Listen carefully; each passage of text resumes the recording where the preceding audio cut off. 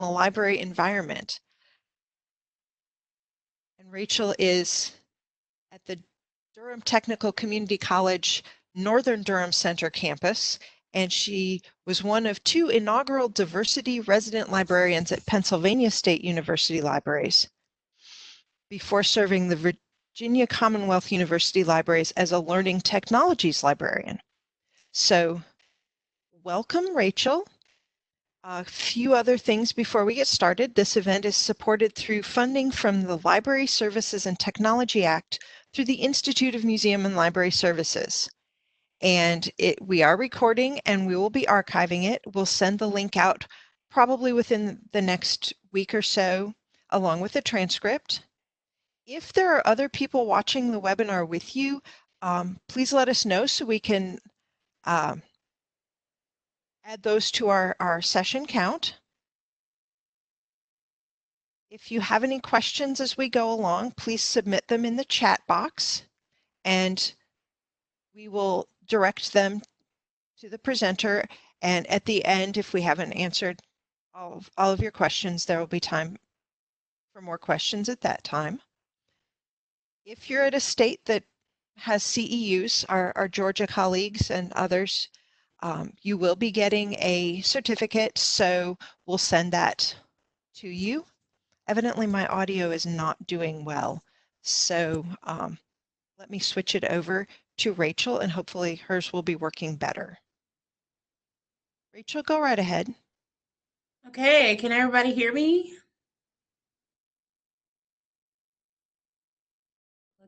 Okay, great. Can anybody see me? No, okay. Yes, no. Can hear, not see. Okay. Well, thank you so much for having me. I guess you don't really need to see me, but if you can see me, hopefully I look amazing and fabulous. But yes, as she said, I'm Rachel McCaskill. I'm librarian for the Northern Durham Center campus of Durham Technical Community College. And I'm really, really happy to share this presentation with you today. I'm happy to field questions. I'm happy to make this a really symbiotic type of presentation where we can learn from each other. So thank you so much for being here. Thank you for sharing your time with me, and let's go ahead and get started. So this presentation is called You Don't Look Like a Librarian, Decoding Microaggressions in the Library Environment. And so this topic came about quite a few years ago when I was actually still in library school. And I was shadowing other librarians and starting to develop my teaching skills in library classrooms. And I got, you don't look like a librarian. What are you doing in this field? A lot of different things that I didn't know what they were, but I knew that they hurt. And I asked my library student colleagues, like, are you getting this when you teach classes? Like, are you getting these types of things said to you? And their response was a resounding no. And so I was just like, why am I getting, like, I don't think that I'm any different, but apparently there was this big thing called microaggressions that I had no real sense of at the time. And so it really turned into a research interest of mine. So yeah, so let's get started. So here we go. So the objectives for today, I want to help identify and define racial and other microaggressions, create awareness surrounding the common occurrences of microaggressions, and finally develop skills to effectively name, respond to, and prevent racial microaggressions in personal and professional settings. And so this is really key. The third bullet is really key to what I'm trying to get to today, because I'm noticing that these happen not only when we're teaching classes, but like they can happen in our professional settings when we're intermingling with our colleagues. And so really just trying to interrupt and disrupt these microaggressions and obviously identify them as well. So I have a few ground rules, just some things that I think will be helpful, even in this webinar situation where it's not as interactive as you would like for it to be. I still want for us to be respectful and mindful. Assume positive intent, and that's really key when you're talking about microaggressions, because you just want to make sure that you're, some people would say taking things the wrong way, but I just like to say, like, assume positive intent. I like to assume the best in my colleagues and my students. So be open-minded, listen for understanding. So listen not necessarily to respond, but listen to understand. Redefine your comfort zone. So this is a sensitive topic for a lot of people, myself included. And so if you're going to be a part of this community, because we are now a community and we're collaborating, just try to redefine the zone of your comfort. Speak your own truth. And what I mean by that is speak in I statements when you're asking questions, when you're responding to questions and just sharing. Just speak your own truth, what it means to you, what things mean to you, and don't try to speak on behalf of others. And finally, what's learned here leaves here, and what's said here stays here. And hopefully that's self-explanatory. But if you have any questions, feel free to leave them in the chat box and I'll respond to those as I can. So what exactly is a microaggression? So the most popular definition is comes about by Durham Sue, and he's an aficionado in microaggressions. He kind of coined the phrase and the term. So it's the everyday slights, indignities, put downs, and insults that people of color, women, LGBTQ populations, or those who are marginalized experience in their day-to-day interactions with people. And so if you've ever been called an other, then these typically mean that these can apply to you. And so we'll dive a little bit deeper into that. So yeah, let's get started. So the social identities that I wanted to talk about in the previous slide. So the others that we talk about. So being microaggressed by your sex, ethnicity, gender, sexual orientation, ability or disability, race, age, religion, and class. So any of these, and there are likely others, but these are the main social identities that we talk about when we're talking about microaggressions. So when you're labeled as one of these, that's what that means. So characteristics of microaggressions, they're automatic or unintentional. So they just kind of pop up without you really having negative intent. They're really unintentional, but they have long-lasting effects. They occur in brief instances on a daily basis, or they can at least. They communicate hostile, derogatory, or negative viewpoints, and they perpetuate a worldview of white supremacy and superiority. And so we'll get into that a little bit as well. So there are three main types of microaggressions. And so in my studies, since I came to know what microaggressions were, I really got involved with learning about microassaults, micro insults, and micro invalidations.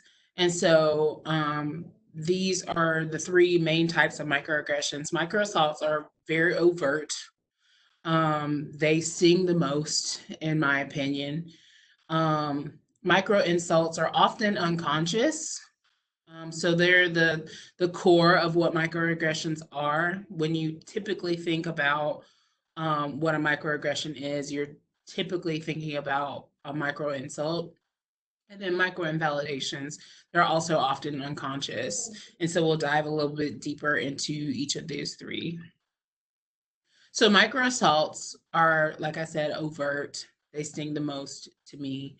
So the intent is to harm, to their explicit derogation, either verbally or non-verbally. So an example of that would be name calling, discriminatory actions towards a person. So, and I have examples for all three. So micro assaults, one of the micro assaults that I have experienced was I was called an Oreo. And it was sometimes it's not just what somebody says, it's how they say it and what they mean. And I was called an Oreo because and it was explained to me that I was black on the outside and white on the inside. And that was completely this was in a professional setting. And it was completely derogatory in my opinion. I was very insulted. I've been called that before in like middle school and maybe once in high school, but never in a professional setting. And it made me want to cry. And actually, I did cry. I ran to the bathroom and I cried, and then I had to wash my face and go back out and be a proud sport. And, and that's something that's not taught in library school. You don't get taught how to deal with microaggressions. You just deal with them if you have to. And it's unfortunate that some of us have to deal with that, but that was one of my experiences of a micro assault. Micro insults. So, and hopefully, let me ask really quickly in the chat box, are you guys seeing my whole screen, or are you seeing the little white chat box? That's the presentation. Okay, great. Okay. Both. Okay. Because I'm trying to minimize this as well. Just PowerPoint. Let me see. Hopefully that made it a little bit better. Okay. So micro insults, they're often unconscious. They're verbal or nonverbal. They convey insensitivity or rudeness and demean a person's heritage or identity. And so those are examples of those are backhanded compliments or subtle insults or snubs. And this is the core of microaggressions. So, for example, one that I get and I have received all my life, it seems like, and I'm 32, I don't mind sharing my age. I have always gotten, you speak so well. And it's, I can understand how somebody who says that could feel like that's a compliment, but it's so backhanded and it's so shady. I've gotten you speak so well for a Black girl. I've gotten so many variations of that. And it is such a backhanded compliment, and it is the epitome, in my opinion, of a micro insult. So yeah. And then next I'll talk about micro invalidation. So these are often unconscious. They're messages or communications that deny experiential realities of marginalized groups. So an example of that would be invalidating a racial reality that a person of color experiences daily. So one that I have received would be, oh, you're just making that up, or oh, that's only in your mind. So it's kind of like gaslighting almost. It can be very, you can fall out of an interaction and think, well, excuse my language, but dang, am I crazy? Like, I know that this just happened to me, but somebody's saying, oh, that's just in your mind. So that would be an invalidation of what you are going through.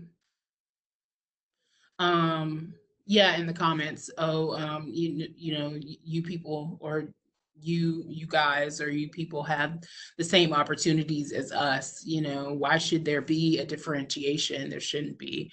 So so yeah.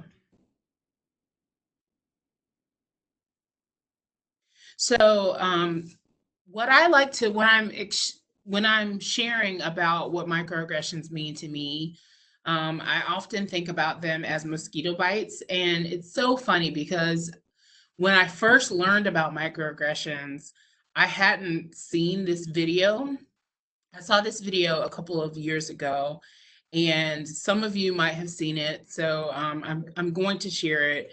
But when I first learned about microaggressions, I was like, oh, they're like mosquito bites. Like, one bite is annoying, but a day full of them can be detrimental to your health, your mental health.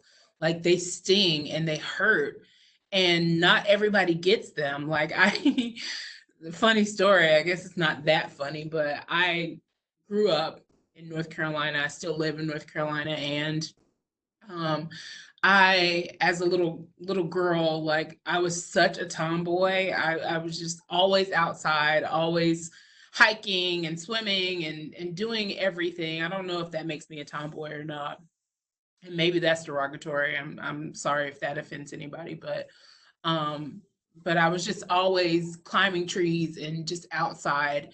And being in the South, you know, we have mosquitoes. And so it just seemed like I was the only one who got bit by mosquitoes constantly, constantly, constantly. And I was just like, my sister is 5 years older than me, but she would do the same things I do. And she's also a librarian, funny fact. But she never seemed to get bit by mosquitoes. And I'm like, what is it about you?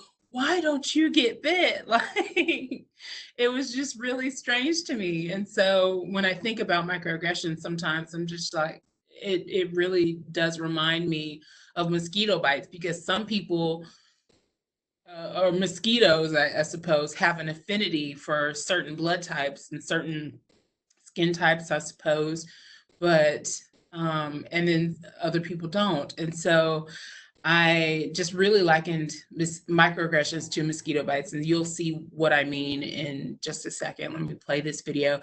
And I do want to give a caveat, give an alert that there are two curse words in this video, but they really kind of drive home the point.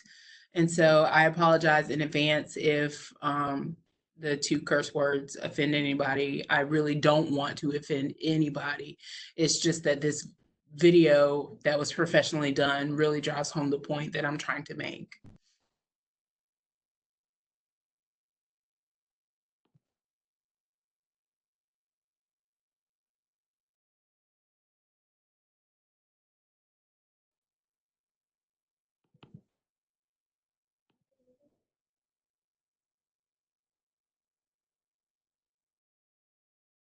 For people who still don't think that microaggressions are a problem, Oh, you're so well spoken. just imagine instead of being a stupid comment, a microaggression is a mosquito bite. It's a compliment. Mosquito bites and their itch are one of nature's most annoying features. But if you're only bitten every once in a while, No, where are you really from? Cleveland. Sure, it's annoying, but it's not that big a deal. The problem is that some people get bitten by mosquitoes a lot more than other people. I mean, a lot more. Whether it's on a date. Oh, your English is so good. Excuse me? Going grocery shopping. You know, everything happens for a reason. Just bring it. Commuting to work. So when are you gonna have a baby? Watching TV. We have to keep the Redskins name. It's part of our culture and history. Or just walking down the street with your partner. I couldn't even tell you were gay. Mosquitoes seem to pop up everywhere. Do you know John? Shopping is so bad. I love Cher too. And getting bit by mosquitoes every goddamn day. Can I touch your hair? Multiple times a day. So pretty. Can I touch it? Hair. Can I? Is fucking annoying. That makes you want to go ballistic on those mosquitoes. Which seems like a huge overreaction to people who only get bit every once in a while. It's just a mosquito bite. Who cares? Just another angry black woman. Of course, beyond just being annoying, some mosquitoes carry truly threatening diseases that can mess up your life for years. Astrophysics? Maybe you should try this challenging major. Ow, my dreams. And other mosquitoes carry strains that can even kill you. It looked like he was up to trouble, okay? I felt threatened. So next time you think someone's overreacting, just remember, some people experience mosquito bites all the time. You're all so exotic. Wow. And by mosquito bites, we mean microaggressions.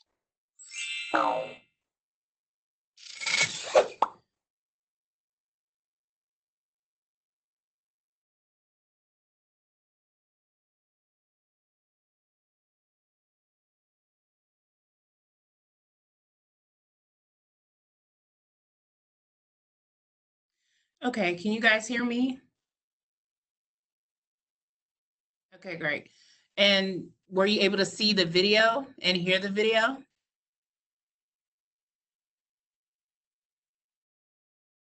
Awesome. Wonderful. Okay, so I have a poll, and I'll leave this up on the screen. But this is the URL for the poll. It's just a one question poll, kind of based on the video that I wanted to kind of take a quick finger on the pulse of all of our participants. And if you could go to pollev.com/RachelMCCASK722 and do the quick poll that's on the screen there. And we'll take just a couple minutes to go through that.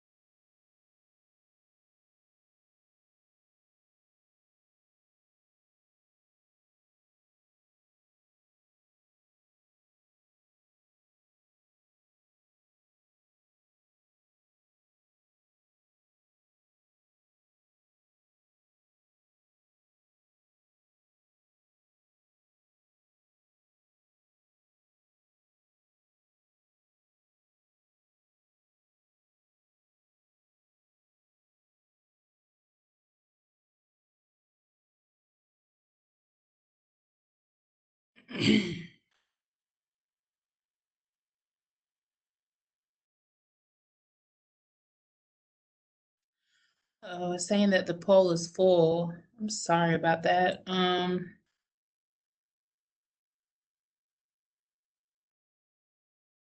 Well, we have a lot of participants. Yeah, I think the subscription is only for 50, and we've exceeded that. So I'm sorry if you weren't able to respond. But when we get to the question and answer portion, well, actually, I can talk about what the poll is. So the question is, how often are you ignored, overlooked, or not given service due to your status in a minority group? And the poll response options are 0, never, 1, less than once a year, 2, a few times a year, 3, once a month, 4, a few times a month, or 5, once a week or more. And again, that question is, how often are you ignored, overlooked, or not given service due to your status in a minority group. And so if you want to respond in the chat box as well. How often are you ignored, overlooked, or not given service due to your status in a minority group? 0, never. 1, less than once a year. 2, a few times a year. 3, once a month. 4, a few times a month. Or 5, once a week or more.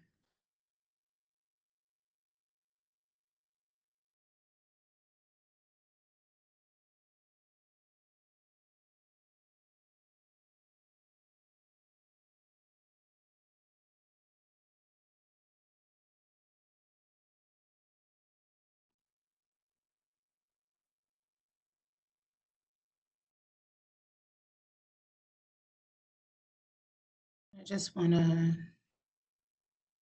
do this real quick so I can look and see the chat box because I'm not able to see. It looks like you're getting quite a few 4s and 5s and a few 1s and 2s as well. Okay. So, and a few 3s. Quite a wide spread. Okay. And I also just posted in the chat the link to the Microaggressions and Mosquito Bites video Thank for you. those. So, Thank you so much. So let me go back to sharing my screen. So yeah, so that is about what I had kind of estimated. I know for me personally, when I think about how often I'm ignored, overlooked, or not given service, the not given service part is especially problematic. This doesn't really happen in the library environment. This is kind of going outside of the library environment and just into day-to-day interactions. But I would say I'm at like a 4, which is too much. I think anything over 1 is too much. We just need to be nicer to each other, and we need to realize what microaggressions are and realize,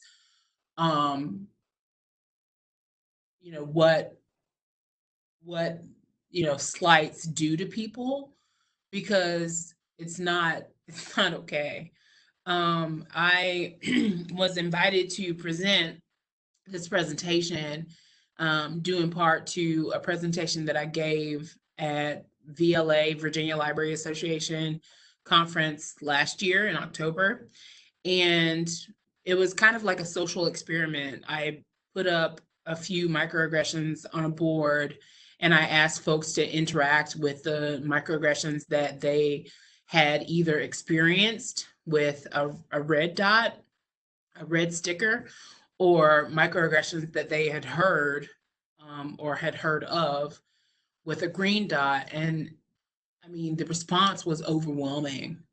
And it really just comes down to recognizing the things that can be microaggressive to people, recognizing the things that are hurtful. So the next thing we're going to go through is recognizing a microaggression, the theme that the microaggression comes from, and then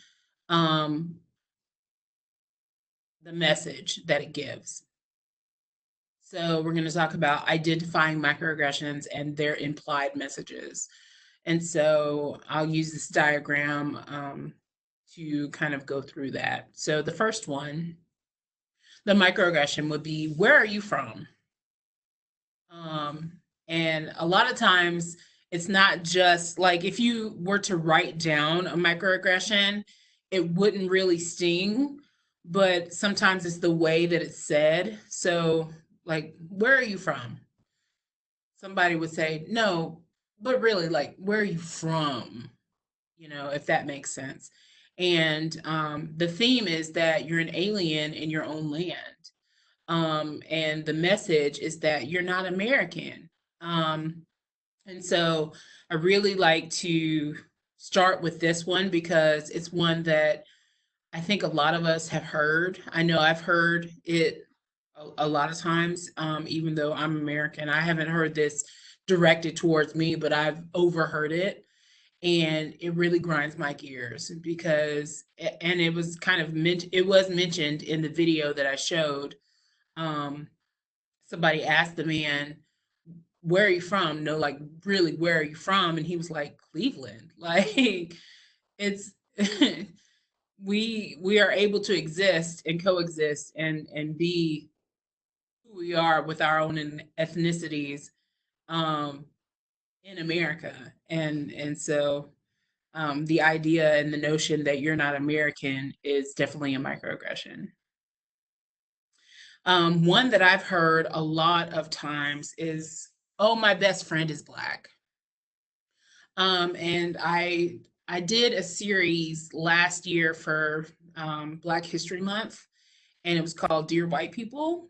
And if you're familiar, there's a TV series, and there was also a movie called Dear White People. And the whole purpose of my series on social media was to bring to light certain microaggressions that are really, that really sting. And one of them in particular was, oh, my best friend is Black. Just because you have a best friend that's Black does not mean that you are not a racist, or it doesn't mean that you don't exhibit racist behavior, or at least microaggressive behavior. And so the whole point is to shed light on the problematic behavior that you're exhibiting. So the microaggression, again, is my best friend is Black. The theme is denial of individual racism. So you're not taking it upon yourself to correct the behavior. And the message is, oh, I'm immune because I have friends of color. And that's certainly not the case. This one that I think a lot of us have heard, and I've at least seen a couple of responses in the chat box. You speak so well. I've gotten this so many times throughout my life. And it's the ascription of intelligence is the theme. And so the message that you're conveying here is that people of color, that's what the POC stands for, is people of color.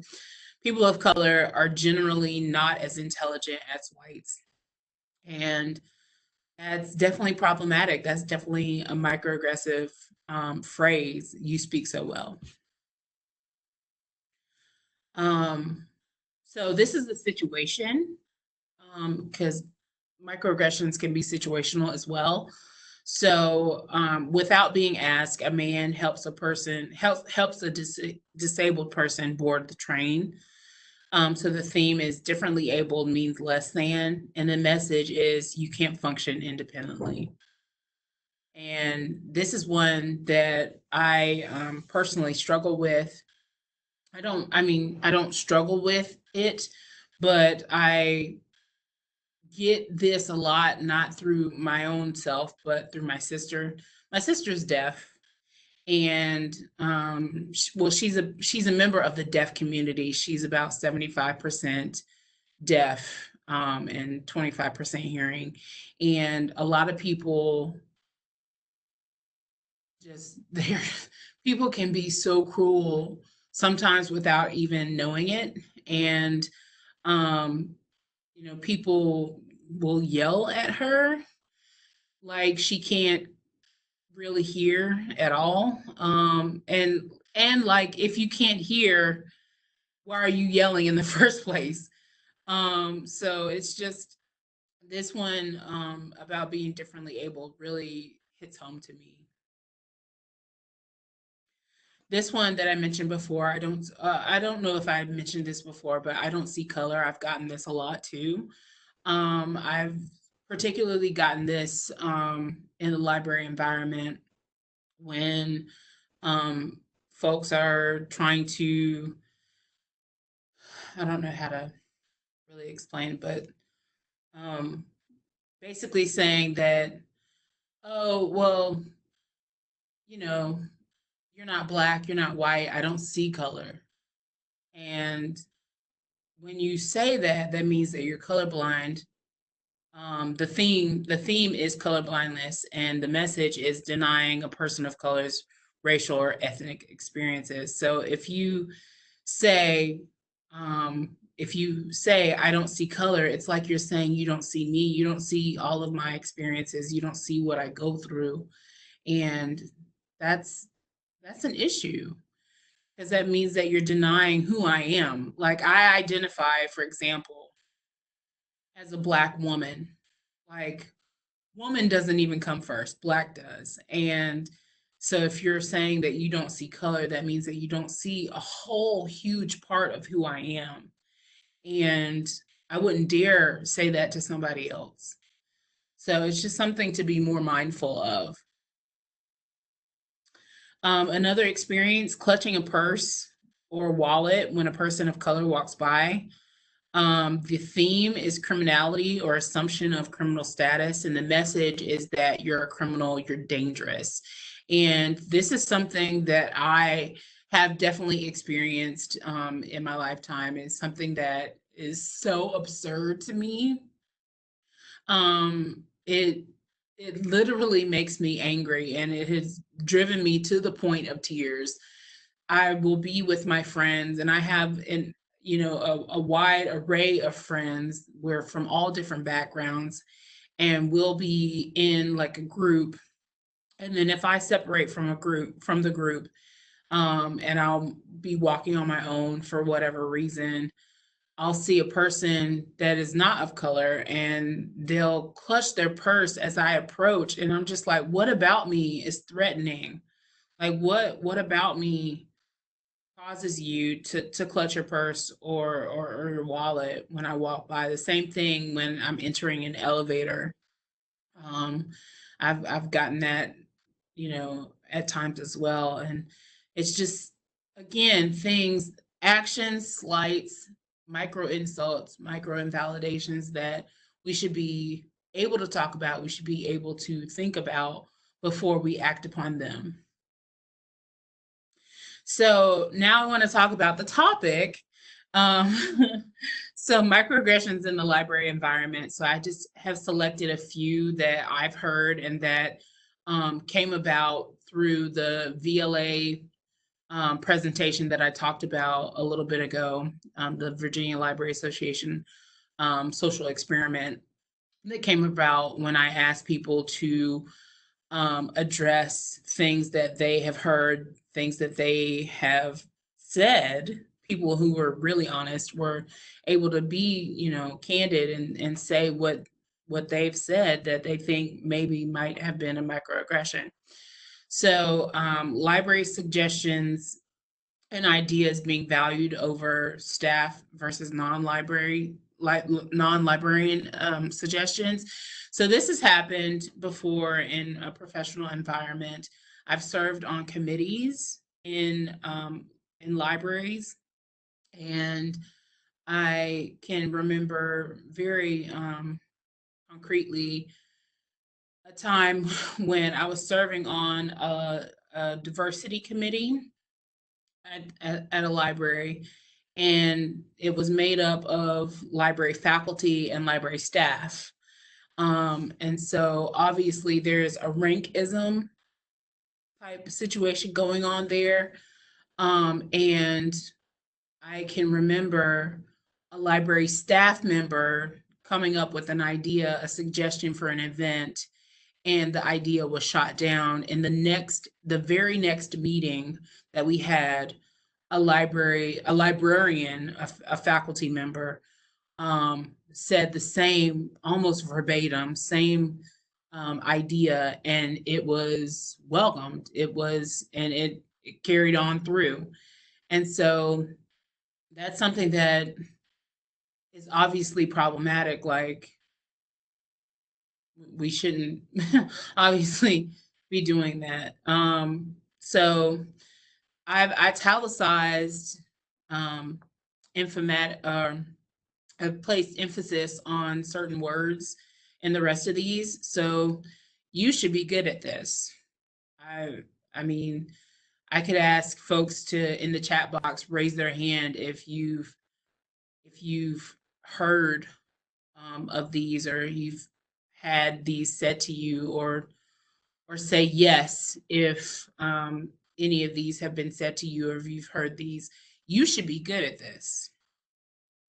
You don't look like a librarian. I've got that so many times, and a lot of it I think is ageism, because I did librarianship as my first career, and I've heard, I say this in jest, but I'm really being honest, like, black don't crack. I've heard that so many times in my life, and I don't know if it's because I look young. I'm 32, but some people still card me in certain situations. So I don't know about that, but you don't look like a librarian, or also you don't look like a librarian because you know, you shouldn't be doing this line of work, or you don't look like you should be doing this line of work. She's a piece of work, isn't she? I've heard that, which is really derogatory. That's more of a micro insult or micro assault. What she's trying to say is, I've gotten this quite a few times, and they've been in the library environment, where a member of administration, and I've heard this like directed towards me, and I've also overheard this directed towards colleagues of color, women colleagues of color, and it's so disheartening. Disheartening. It's or disheartening. Sorry,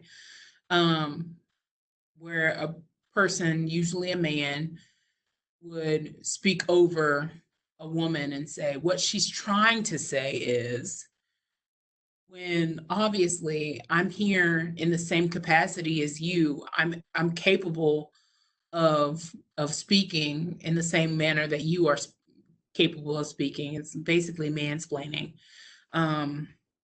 if you've heard of the term. Again, you speak so well.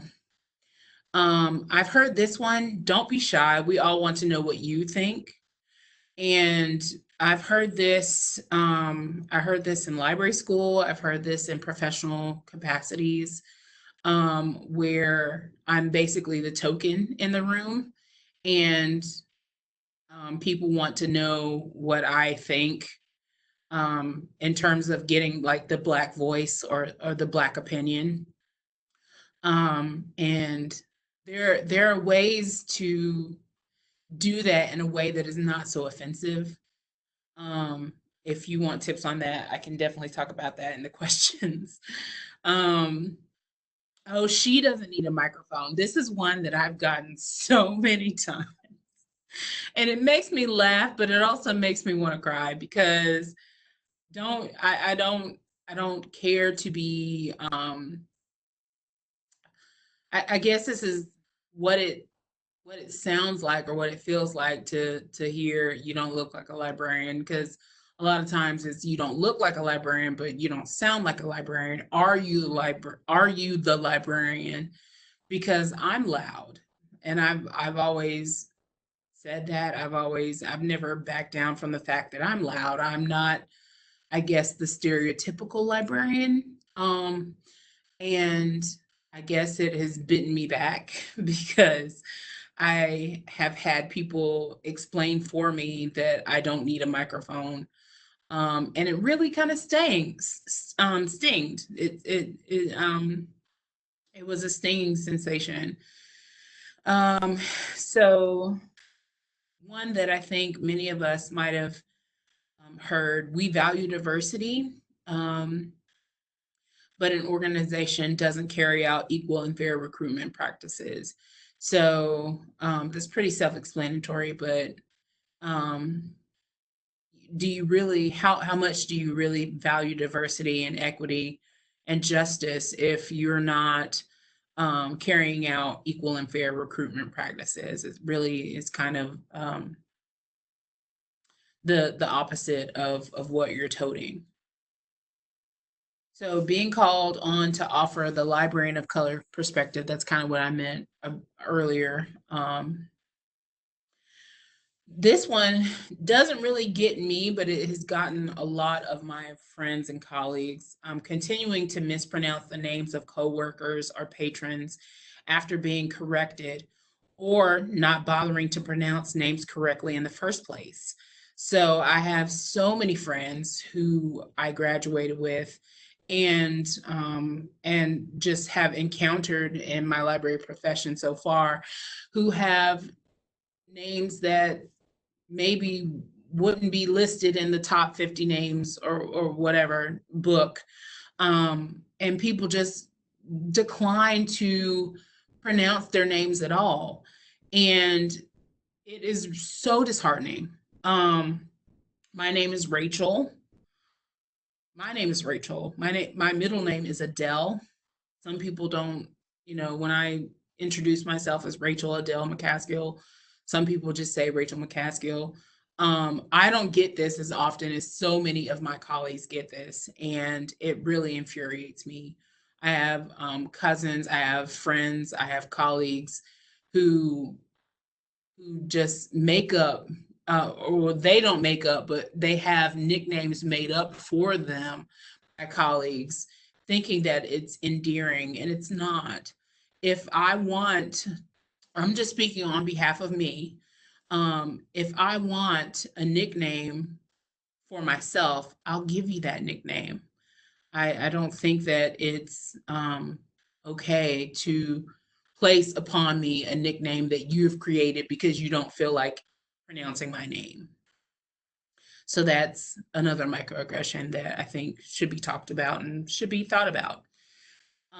Making assumptions about students and their backgrounds. I have seen this happen quite a few times while teaching.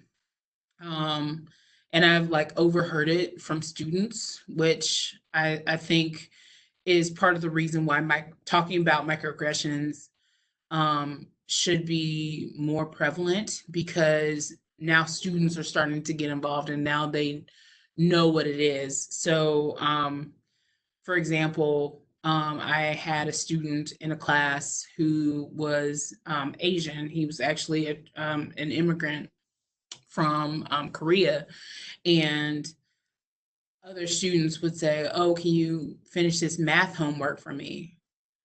And they would say it in jest, and then I'm like, "That's not funny." And I interrupted the microaggression. I had to say, "I don't know if you're being funny or not, but that's not funny."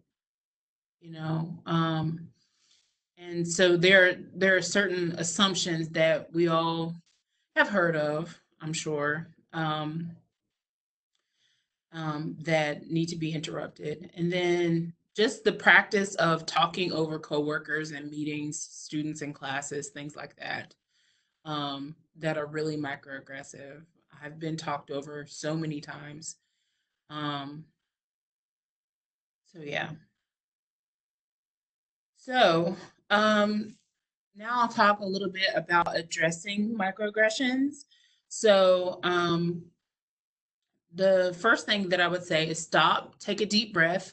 And this is really me talking to me, because when I've been microaggressed, I tend to get, I'm hot-headed in the first place. And so I tend to want to get out of pocket. But the first thing that I have to say to myself is stop, take a deep breath, and assume that the person means well, even though what they said didn't come across the way that they might have wanted it to.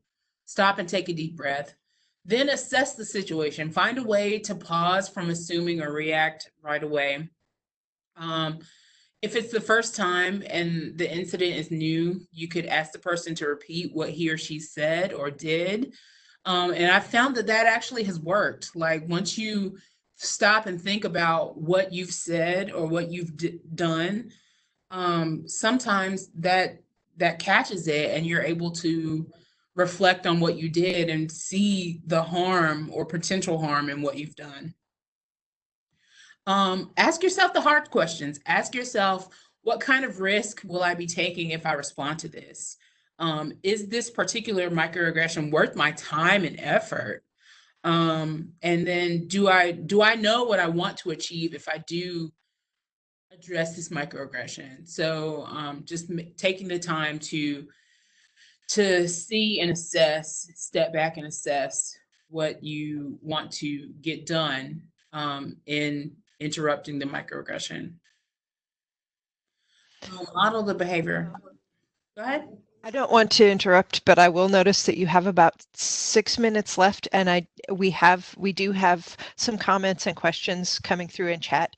So just, I don't want anyone to feel like they're not being heard.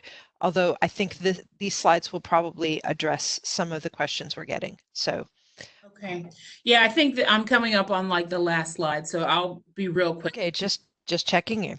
Thank you so much.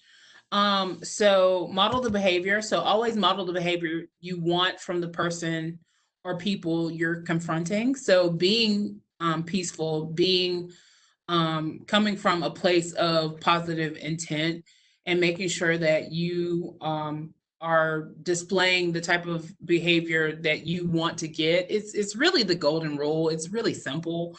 The golden rule being, treat others as you want to be treated. It's also a good idea to stay away from being sarcastic, snide, mocking, or arrogant, even though this can be very tempting. And I put that in there for a reason, because when I'm microaggressed, I tend to be like hot-headed, and I tend to be sarcastic back. And that's not going to lead you to a positive situation. It's not going to lead to anything that is going to do any good. So just be mindful of that. The goal here is education. So it's not about winning a point or making someone feel bad or wrong about their microaggressive behavior. It's all about helping them understand something from a different perspective. And that's the key that I try to drive home here. Trying to educate. And it starts with yourself first. And then I start with students, and then I start with colleagues. Just trying to educate and make people aware, like, these things happen. And just because you don't feel the mosquito bites every day doesn't mean that they don't happen. So be mindful of what you might be doing that contributes to that behavior and that feeling. Lastly, focus on the event and not the person. And this is key for me, just speaking personally. By directing the conversation to the behavior, event, or comment, you'll decrease the likelihood of defensiveness. So really just try to think about the event, the thing that was said, and not the person, and trying to go back to personal attacks. And so I said finally, last slide, but I think this is the final slide. So use yourself as an example. Realize that none of us were born with the knowledge we have now about equity and diversity. Use your own stories. That's what I talked about at the very beginning when we were talking about the ground rules and speaking from your own truth. Talk about your own situations and your own stories, and how you've unlearned certain hurtful, inaccurate, or misleading information. So I just have a few things to keep in mind. But for sake of time, I'll go to questions. So yes, we do have some questions. And there was definitely a lot in the chat of agreeing and saying that others have had this experience as well in various phases or various types and formats. One question specifically: how do you help a manager identify their microaggression of a staff member's background and who they are? So addressing the manager. That's a great question, because you don't want to, you want to protect your own situation, your own employment, of course. So I would definitely say, to address the manager, ask them if they've, ask them to repeat what they've said, and ask them whether or not they've experienced the same type of microaggression or the same type of thing, the same type of comment. I think that would be kind of the best way to handle that. Yeah. Okay. Yeah, so take a more empathetic kind of approach. Yes. The next question is, as a woman of color in a supervisory role, how can I point out these issues or statements without being forced to be the representative of the whole culture or answering for my whole race, or being viewed as too sensitive, angry, or the token? I worry if I don't acknowledge the behavior, someone with less power will just accept poor treatment. Yeah, so that's a good question too. I think that not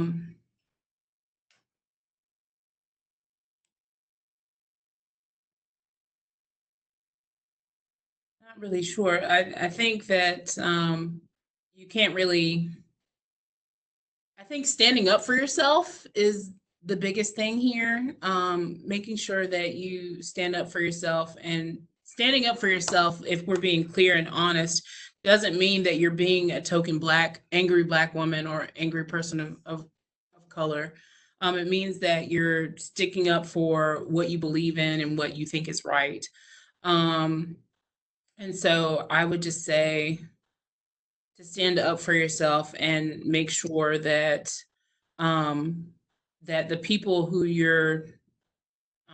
report to you know that you're there, know that you're in their corner, and type of that type of camaraderie will kind of levitate. It will push you up and make sure that the people who you report to are getting the picture. Thank you.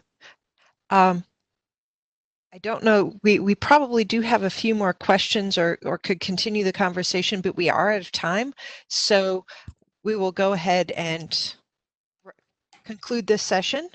Thank you all for attending. If you have any further questions or comments, Rachel, did you include your contact information? Is it okay if they contact you, or if we get comments, can we send those to you? Yeah, you can definitely send them to me. Great. I'll put this in the chat real quick. I didn't include that slide, but I'll include in the chat my email address.